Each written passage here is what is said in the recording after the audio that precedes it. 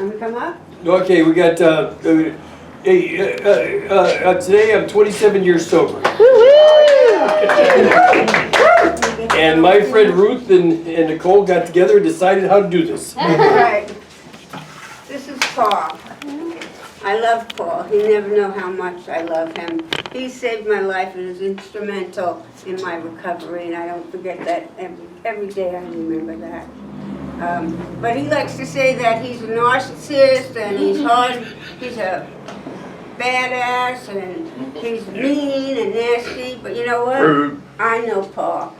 He doesn't like to acknowledge it, but he's a good soul inside. He's gentle and calm when he wants to be, and I don't know, he's just so lovable. He's like a teddy bear. That's okay. Thank you, baby. Thank you. All right, Paul Alcoholic. I've been called a lot of things, but not lovable.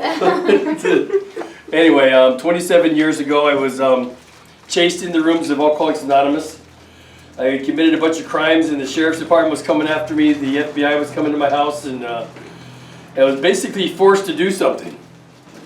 And I was forced to, you gotta look around, and things aren't working. And so, ultimately, 27 years later, I'm standing in this place, and Nicole and I started this place, and what she tells me, which I absolutely believe and have to remind myself about, is that our job is to keep the 12 steps alive. Right? Because they appear to be dying everywhere else, and thank God for those 12 steps, because that's why I'm here today, 27 years later. So thank you very much. Thank you. So today the book study is, I think we'll discuss the second step. All right, so is anybody here that's not been here before? Everybody's familiar with this. So the first step is the one that drives everything. Right, if you go to page 48, right, this is the step that drives everything. And there's no way that the fellowship and no way that we can convince you that you're powerless. If your drinking hasn't convinced you that something needs to change, then nothing we can say is going to do that.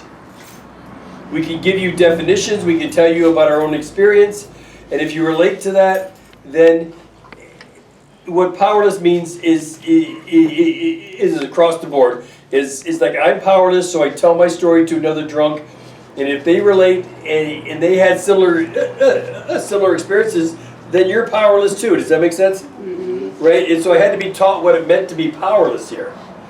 I understood what it meant to be alcoholic, but to understand I'm powerless are two separate things. I mean, I used to joke, I know I'm alcoholic because I'm in the bar every friggin' day. Right? But that doesn't mean that I have alcoholism because I'm in the bar every day. Right? It doesn't mean that I'm powerless because I'm in the bar every day. What makes me powerless is that when I drink, I can't guarantee how much I'm going to drink. And the second question, which is really the definition of powerless, is the second question. If given sufficient reason, can I stop and stay stopped? If somebody who loved me asked me to stop, can I stop and stay stopped? What does my experience show? And so in my own case, it's not a question of if I drink, it's a question of when. And so what does your experience show? The first step is the only step that's written in past tense. It's the only step that you have to understand 100%. Right? The rest of the steps you kind of grow into, you kind of learn from, right? But that first step pushes everything. And so what we're doing here is in page 48, it says, many of us were so touchy that even a casual reference to spiritual things made us bristle with antagonism. You guys see that part? Yeah. Right? So even the casual reference to spiritual things made me bristle with antagonism. On a fight. Page 48, about I don't know, 6-7 words in. Right? Oh, there it is. Though some of us resisted, we found no great difficulty in casting aside such feelings. Faced with alcoholic destruction. So I had to look at my past, and the first step is in past tense. I'm faced with alcoholic destruction. right? My drinking is destroying everything there is with me. It's destroying jobs, it's destroying families, it's destroying my living structure. I become unemployable. I can get a job, but I can't keep it. Right? So alcohol finally beat me into a state of reasonableness. That's the first step. And it's not where I just do like little check boxes and say this applies to me, this applies to me, this applies to me, and so that means I'm powerless. That's not what this means. It's inside. It's internal. Right? To where I finally understand that I can't control this thing. It's controlling me. And it's got to stop. I can't control it. It's controlling me. And the version of that is that I will fight to the death to maintain a life that doesn't work. Because I have rights. I can do this. I can fix this. I know I can. Just watch me. I promise you, I'm going to do this. And I wind up doing the same thing over and over again. I'll fight to the death to maintain a life that doesn't work. So on page 44 is where the second step begins. And it says in the preceding chapter, we hope you've learned something of alcoholism. We hope we've made it clear the distinction between the alcoholic and the non-alcoholic. So these are the two questions. If when you honestly want to, you find you cannot quit entirely, or if when drinking you have little control over the amount you take. So those are the two questions. There's not 20, there's not 64 of them. Or there's not how many DUIs have you had. Right? It's not how many jobs have you lost. It's when you drink, can you control the amount you take every time you drink? And the second one is stone cold sober. What's the most insane thing you do? Pick up a drink. Pick up the first drink, stone cold sober. So the most insane thing I do, if somebody who loves me asks me to stop, I can't stop and stay stopped. Regardless of the consequences, because I'm unable to bring into my consciousness with sufficient force the memory, the suffering, and humiliation of even a week or a month ago. So multiply that by 27 years. Right? It's bad. And so if I'm powerless, I got to find a power. Right, bottom of page 44. And this is how I used to think. If a mere code of morals, a better philosophy of life were sufficient to overcome alcoholism, we would have recovered long ago. We found that such codes and philosophies didn't save us. Right? I could wish to be moral, I could wish to be philosophically comforted. In fact, I could will these things with all my might. The needed power wasn't there. My human resources, as marshaled by me, were insufficient. They failed utterly. And so what this is saying is the unmanageability of life. I can't think my way into sobriety. No matter how much I try, I can't fix the problem with the same mind that got me into it. I can't solve the problem. I can't solve a problem with a broken mind. I can't fix the problem with the same mind that got me into it. So lack of power is our dilemma. And a dilemma is I have multiple choices and they both suck. They all suck. It's not a dilemma if one choice is good. Right? And the dilemma is that to be doomed to an alcoholic death. Well, in my mind, I'm saying, well, how long will that take and what does it really look like? Is there going to be pain involved in that? Right? And I'm starting to think about, okay, well, what does that mean? Right, to be doomed to an alcoholic death and live on a spiritual basis of life. So why is it I wouldn't just jump on the bandwagon and go on a spiritual basis of life? I got no experience with that. I'm so consumed with me and I'm so locked down to me that anything that I don't understand cannot be good. Anything I don't understand cannot be the right fit for me. Because in my self-centered mind, I still think I know what's right for me. So lack of power is my dilemma. I got to find a power by which I can live, and it's got to be a power greater than me, obviously. But where and how am I to find this power? Where's this power at, and how am I going to find it? If I could just snap my fingers, if a mere code of morals, a better philosophy of life were sufficient, I'd have found it a long time ago. I mean, that's the truth. But I can't. So lack of power means I'm powerless. And I got to find a power. Now if you don't want to live, then let's stop right now. Right? But if you want to live, you got to find a power by which you can live. And it has to be a power greater than yourself, obviously. But where and how are we to find this power? So now they're going to start showing you and explaining to you how to find this power. So page 46. It's the first time I saw that the main object of this book is to enable you, that's what you always say. So the main object of the program is to enable you to find a power greater than yourself. This is not, see, this is something we've just been kind of discussing here last week or so, is there's the fellowship of the Spirit and the spirit of the fellowship. They're two separate things, but most important, right? You gotta, see, most people try to stay sober just on the spirit of the fellowship. Most people try to stay sober just by calling somebody and, okay, I need to call my sponsor and find out what they think about this. And my sponsor tells me we'll call 3 people, that's them. Right, so that's the spirit of the fellowship. It very rarely works for a long period of time. Yeah. Then there's the fellowship of the Spirit. The fellowship of the Spirit works 100% of the time. The fellowship of the Spirit and the spirit of the fellowship. Right? And so, on page 46, much to our relief, we discovered we didn't need to consider another's conception of God. So if you believe that you know God, if you believe that you have a God, right, great. Why can't you stay sober? Right? If you believe that you know God and you have God in your life, and well, why can't you stay sober? It says you may be an example of the truth that faith alone is insufficient. So, much to our relief, we discovered we didn't need to consider another's conception of God. Our own conception, however inadequate, was sufficient to make the approach. And so what is your conception of God? What do you want your God to be?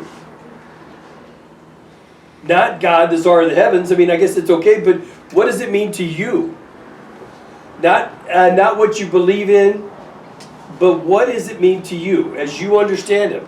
Not as you know Him, not as you pray to Him, but as you understand Him. And so mine is the love of my grandmother.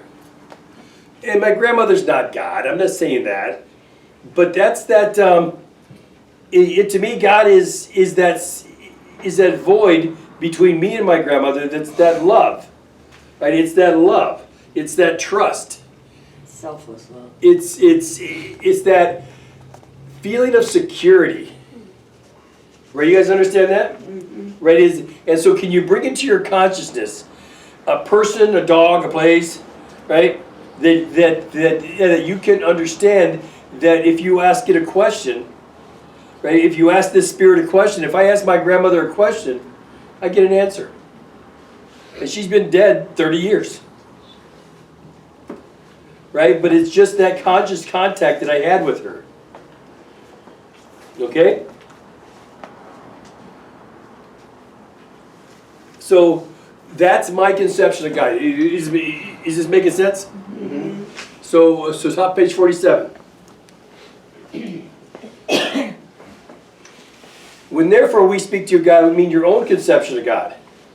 So anywhere in this book where these 100 people mention the word God, they mean what your conception of God is. When when a person is sharing from a podium and they're talking about their connection with God, they're talking about God, you translate it like they're speaking to me about my God, about my understanding of God, instead of trying to figure out what they mean by their God. Right, you guys understand that? It's what conception do you have? And so on page 47 it says, when therefore we speak to you of God, we mean your own conception of God. This applies too to other spiritual expressions which you find in this book. Do not let any spiritual terms deter you from honestly asking yourself, what do they mean to you? So don't let any prejudice. What does the term prejudice mean? Prejudgment. Prejudgment. Right? Basing opinions without all the facts. And how many times in your life, how many times in the last 20 minutes have you done that? Based in opinions without all the facts. That's prejudiced. And that's what's killing us. Right? So we need to ask ourselves one short question. This is step 2. Do I now believe, or am I even willing to believe there's a power greater than myself? So, what is my conception? And as alcohol beat me into a state of reasonableness, right? It finally became the great persuader. I need to find a power, because lack of power is my dilemma. And I got to find this power, but where and how?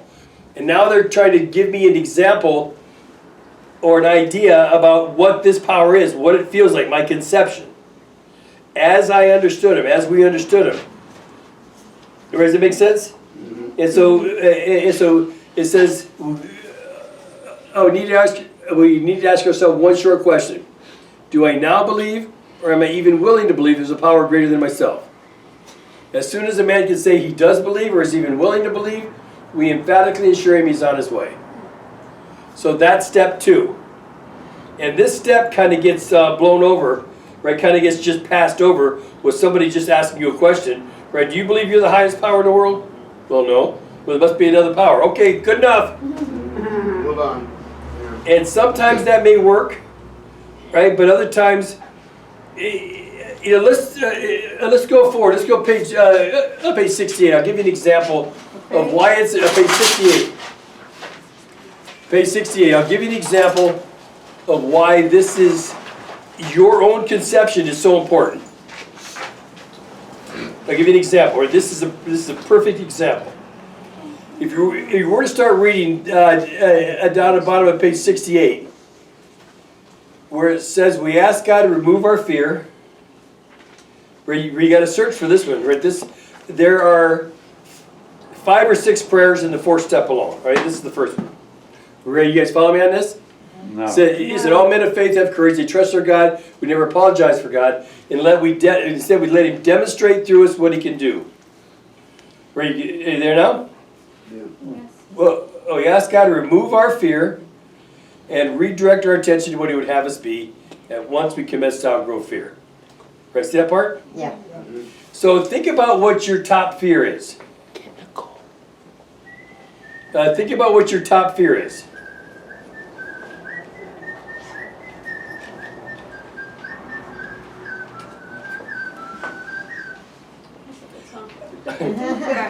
So think about what your top fear is. Hello? Somebody give me your top fear. Dying alone. Okay, dying alone. Right? And so can you bring up within you your conception of God? Yeah. Okay?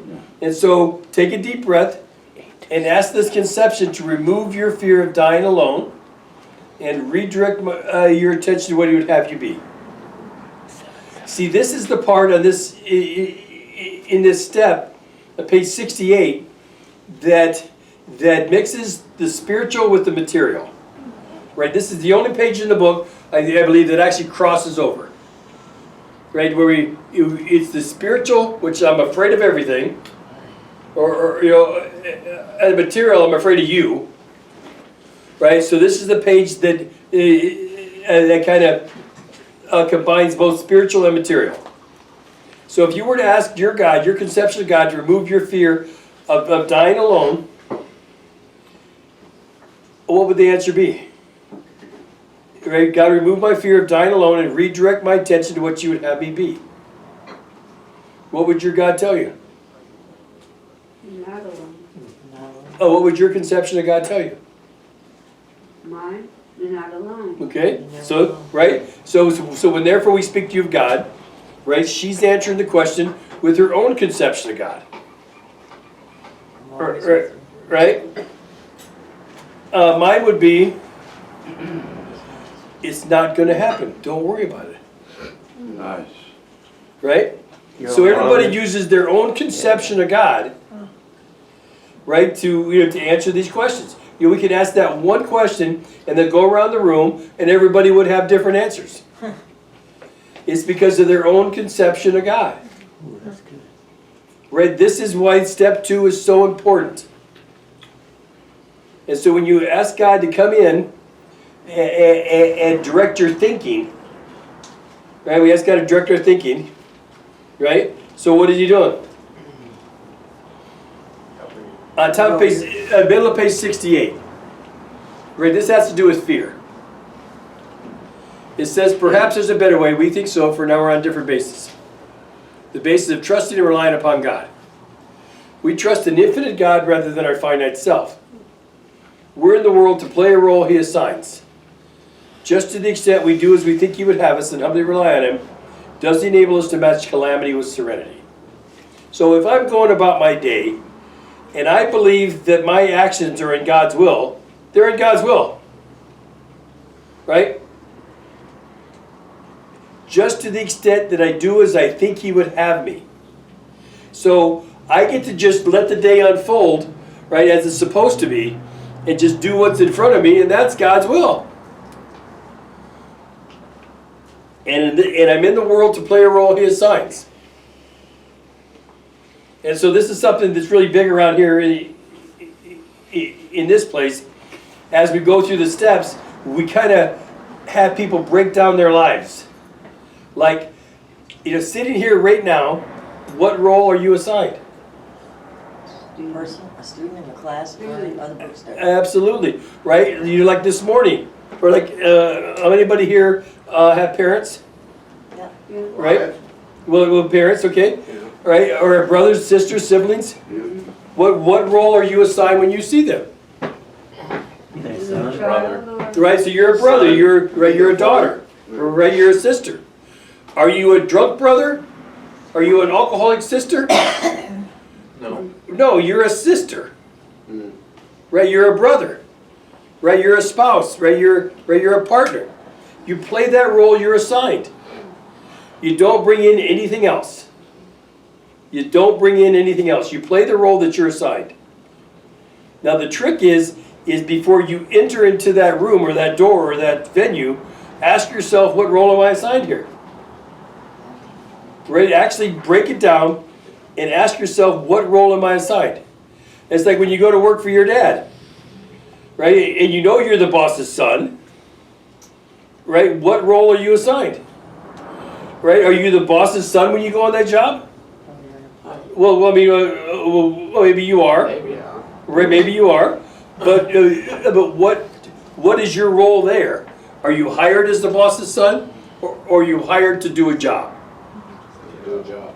So that your role is to do the job you're assigned, and leave outside the fact that I'm the boss's son.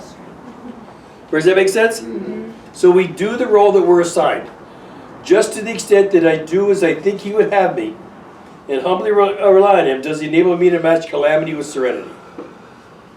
And so this step 2 is and they call it a cornerstone, right? They call it a cornerstone. And what a cornerstone is, and the book refers to it as a cornerstone. What a cornerstone is that you can build a massive structure. Stanley and I were looking at the new Amazon building over there off of Scripps Ranch. Huge building. Shit, it's huge, right? But that structure, just like a shed, has to have one starting point. Has to have one starting point. Has to have a reference point. We're going to start building from here. That's step 2. And from this one starting point, this reference point, this data point, this cornerstone, this beginning, you can build whatever kind of structure you want. You could have it sprawl out across the land. You could have it go straight up. Does that make sense? That's step 2. And it's important to understand that and don't make light of that. Don't make light? What's that mean? Don't make light. And take it serious. Right? Take it serious. Okay. Because it's God as we understand Him. Go to page 50. I'm going to be about you guys around a bit. Right, but page 50.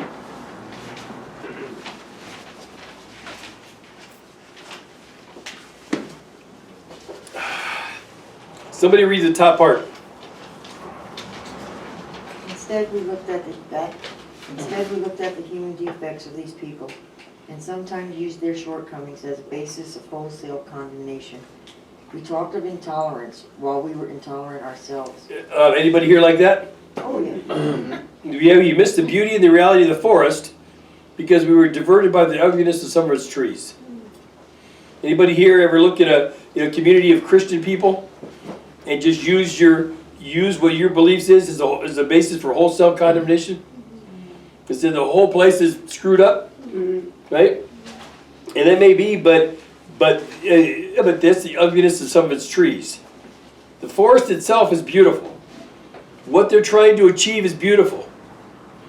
But we only look at the ugliness of some of its trees. Right. We don't see the big picture. Because it makes it easier to dismiss everything. Well, it makes it easier to say it won't work for us. It's wrong. Right? Because anything we don't understand has got to be wrong. It's a lot of work and. It's a lot of work to be angry. Yeah. It's exhausting. It's exhausting to constantly keep these walls up and to keep you out. Over a period of time, it's just exhausting. So in our personal stories, you'll find a wide variation in the way each person approaches and conceives of the power which is greater than himself. Whether we agree with a particular approach or conception seems to make a little difference. Right? These are for each individual to settle for himself. So on one proposition, however, these men and women are strikingly agreed. Every one of them has gained access to and believes in a power greater than himself. Whether we agree with this conception or approach seems to make a little difference. So the actual program of Alcoholics Anonymous and these steps, nobody really cares what your God is. Nobody cares how you worship this God. Right? Nobody cares any of that. Right? This is a dogma in its own sense. Dogma is a set of spiritual principles laid down by somebody in authority. Christianity is one set of dogma, which works for millions of people. Right? So you're I wouldn't in say it charge of works. your own dogma. Well, Alcoholics Anonymous is another set of dogma. Right? Alcoholics Anonymous in its book, in its entity, is a completely different set of dogma than Christianity, than Buddhism, than the Democrats, than the Republicans. Right? It's an entire different set of dogma. A set of spiritual principles laid down by those 100 people who said this is the right way to do this. This is what worked for us. Dogma is. Hey Google, define dogma. Dogma is used as a noun to mean a principle or set of principles laid down by an authority is incontrovertibly true, as in the rejection of political dogma. Do you want to hear a few synonyms for dogma? No, Google, thank you. So, if you can wrap your head around that Alcoholics Anonymous, the 12 steps, are its own separate set, its own vessel, its own ship, right? Its own land, right? Autonomous from any other thing you've ever learned in your life. If you can set that apart, right, then you'll be very successful here. Okay? Page 28 talks about this. It talks about that not all of us join religious bodies, but most of us favor such memberships. Right? Page 28 describes it better than I could ever. Right? What does it say about 2/3 of the way down? 48 or 20? 28. We think it no concern. Uh-huh. Concern of ours, what religious bodies our members identify themselves with as individuals. This should be an entirely personal affair which each one decides for himself in the light of past associations or his present Choices. And so this is one set of dogma. Would you hear that in the Christian faith? No. Right? You wouldn't, because they have their own set of principles.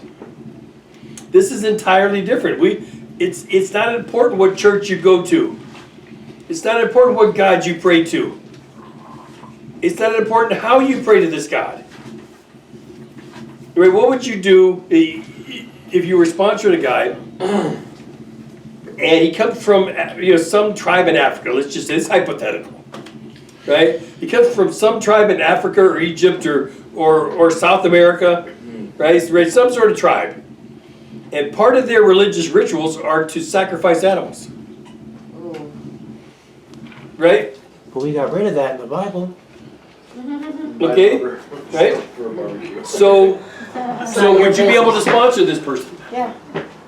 Right, would you be able to say, to set aside your prejudice and your own beliefs, right, and allow them theirs? Would you be able to do that? You have to. That's part of it. Well, that's easy to say, I don't know. okay? So that's what we're talking about here. You might have to pray to your higher power. to- Well, but again, that's That has what nothing to the, do with you, it's a separate. absolutely, she's absolutely right, it has nothing to do with me. And what I'm Just trying to because do- he believes in that, doesn't make it right, doesn't make it true, doesn't make it absolute. It's his belief of what he needs in his power. So it's not important about what your God is, or who your God is, or how you pray to your God. What's important is that you have one. If that's gonna Right? help him stay sober, that's all. I Right, but care that's about. it. Something that is a power greater than you. And so the thing to, that I always like That's to, that tolerance thing you're talking about. what does the 12 steps say? Came to believe that a power greater. No, 12th step. Oh, Having had a spiritual awakening as a result of these steps, we tried to carry this message, which is the message of the book, right, and practice these principles in all our affairs. So, further down on page 28, are you still at 28? Yeah. Right? It says, further on, a chapter addressed to the agnostic. Right, read the next paragraph.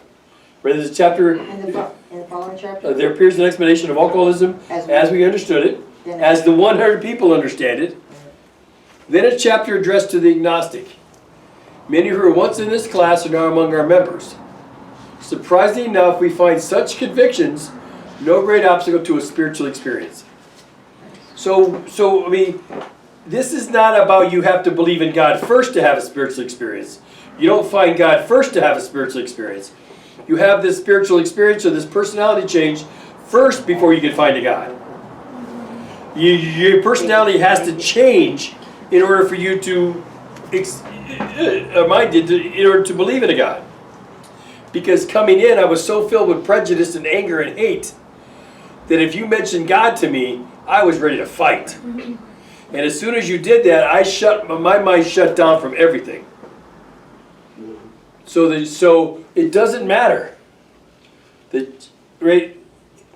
I had to have a personality change. I had to work the steps using my own conception of God, my own belief of what God is, so I could get through these steps and have a personality change, so I could get to the point where I have a spiritual experience, and I practice these principles in all my affairs. And if I hadn't had my own conception of God to get to this, I would have never got to that point. Okay? That's all we're saying here. Is this making sense? This is step 2. Right? Step 2 is the foundation of this. So we're at page 50. So 52 is